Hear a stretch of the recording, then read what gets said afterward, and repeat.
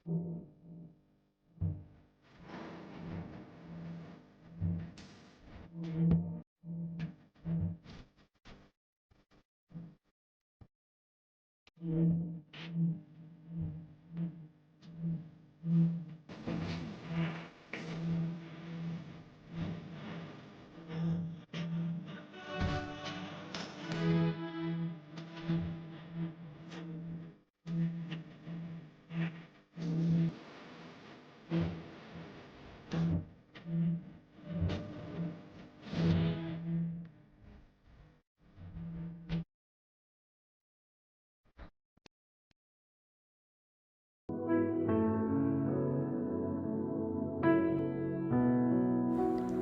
ದಿನದ ದೇವರ ವಾಕ್ಯ ಜ್ಞಾನೋಕ್ತಿಗಳು ಅಧ್ಯಾಯ 14 ವಾಕ್ಯ 27.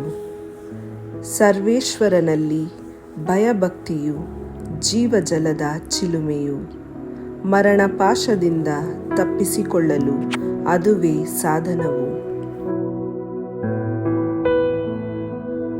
Praise the Lord. Bible verse of the day. Proverbs chapter 14 verse 27. The fear of the Lord is a fountain of life, turning a person from the snares of death.